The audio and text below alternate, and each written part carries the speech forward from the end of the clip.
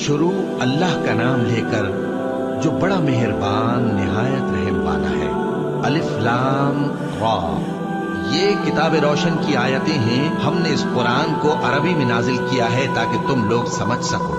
اے پیغمبر، ہم اس قرآن کے ذریعے سے جو ہم نے تمہاری طرف بھیجا ہے تمہیں ایک نہایت اچھا قصہ سناتے ہیں، اور تم اس سے پہلے بے خبر تھے۔ جب یوسف نے اپنے والد سے کہا کہ ابا، میں نے خواب میں 11 ستاروں اور سورج اور چاند کو دیکھا ہے، دیکھتا کیا ہوں کہ وہ مجھے سجدہ کر رہے ہیں۔ انہوں نے کہا کہ بیٹا، اپنے خواب کا ذکر اپنے بھائیوں سے نہ کرنا، نہیں تو وہ تمہارے حق میں کوئی چال چلیں گے۔ کچھ شک نہیں کہ شیطان انسان کا کھلا دشمن ہے، اور اسی طرح اللہ تمہیں برگزیدہ و ممتاز کرے گا اور خواب کی باتوں کی تعبیر کا علم سکھائے گا۔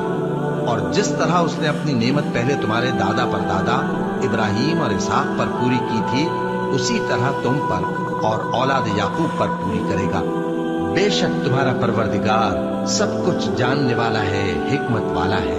ہاں، یوسف اور ان کے بھائیوں کے قصے میں پوچھنے والوں کے لیے بہت سی نشانیاں ہیں۔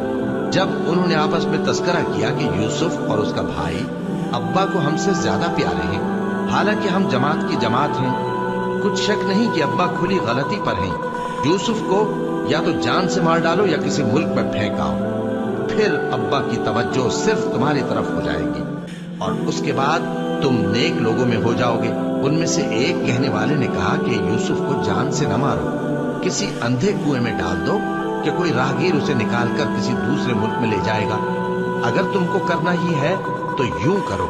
یہ مشورہ کر کے وہ اپنے والد سے کہنے لگے کہ ابا جان، کیا سبب ہے کہ آپ یوسف کے بارے میں ہمارا اعتبار نہیں کرتے، حالانکہ ہم اس کے خیر خواہ ہیں؟ کل اسے ہمارے ساتھ بھیج دیجئے کہ خوب میوے کھائے اور کھیلے کودے، ہم اس کے نگہبان ہیں۔ انہوں نے کہا کہ یہ امر مجھے غمناک کیے دیتا ہے کہ تم اسے لے جاؤ، یعنی وہ مجھ سے جدا ہو جائے، اور مجھے یہ بھی خوف ہے کہ تم کھیل میں اس سے غافل ہو جاؤ اور اسے بھیڑیا کھا جائے۔ وہ کہنے لگے کہ اگر ہماری موجودگی میں کہ ہم ایک طاقتور جماعت ہیں اسے بھیڑیا کھا گیا تو ہم بڑے نقصان میں پڑ گئے۔ غرض جب وہ اس کو لے گئے اور اس بات پر اتفاق کر لیا کہ اس کو اندھے کنویں میں ڈال دیں، اور ہم نے یوسف کی طرف وحی بھیجی کہ ایک وقت ایسا آئے گا کہ تم انہیں ان کے اس سلوک سے آگاہ کرو گے، اور ان کو اس وحی کی کچھ خبر نہ ہوگی۔ اور یہ حرکت کر کے وہ رات کے وقت باپ کے پاس روتے ہوئے آئے، کہنے لگے کہ ابا جان، ہم تو دوڑنے اور ایک دوسرے سے آگے نکلنے میں مصروف ہو گئے اور یوسف کو اپنے اسباب کے پاس چھوڑ گئے تو اسے بھیڑیا کھا گیا، اور آپ ہماری بات کو گو ہم سچ ہی کہتے ہیں باور نہیں کریں گے، اور ان کے کرتے پر جھوٹ موٹ کا لہو بھی لگا لائے۔ یعقوب نے کہا کہ یوں نہیں ہے، بلکہ تم اپنے دل سے یہ بات بنا لائے ہو۔ اچھا، صبر کہ وہی خوب ہے، اور جو تم بیان کرتے ہو اس کے بارے میں اللہ ہی سے مدد چاہیے۔ اور اب اللہ کی شان دیکھو کہ اس کنویں کے قریب ایک قافلہ آوارد ہوا اور انہوں نے پانی کے لیے اپنا سقا بھیجا، تو اس نے کنویں میں ڈول لٹکایا، یوسف اس سے لٹک گئے۔ وہ بولا، زہے قسمت، یہ تو ایک لڑکا ہے، اور اس کو قیمتی سرمایہ سمجھ کر چھپا لیا۔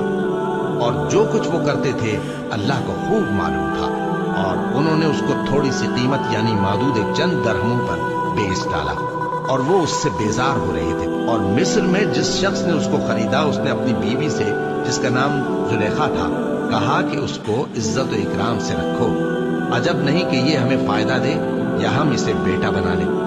اس طرح ہم نے یوسف کو سرزمین مصر میں جگہ دی، اور غرض یہ تھی کہ ہم ان کو خواب کی باتوں کی تعبیر سکھائیں، اور اللہ اپنے کام پر غالب ہے، لیکن اکثر لوگ نہیں جانتے۔ اور جب وہ اپنی جوانی کو پہنچے تو ہم نے ان کو دانائی اور علم عطا کیا، اور نیکوکاروں کو ہم اسی طرح بدلہ دیا کرتے ہیں۔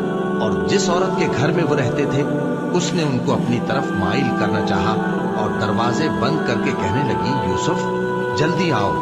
انہوں نے کہا کہ اللہ پناہ میں رکھے، وہ یعنی تمہارے میاں تو میرے آقا ہیں، انہوں نے مجھے اچھی طرح سے رکھا ہے، میں ایسا ظلم نہیں کر سکتا، بے شک ظالم لوگ فلاح نہیں پائیں گے۔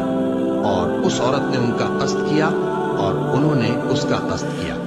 اگر وہ اپنے پروردگار کی نشانی نہ دیکھتے تو جو ہوتا سو ہوتا۔ یوں اس لیے کیا گیا کہ ہم ان سے برائی اور بے حیائی کو روک دیں،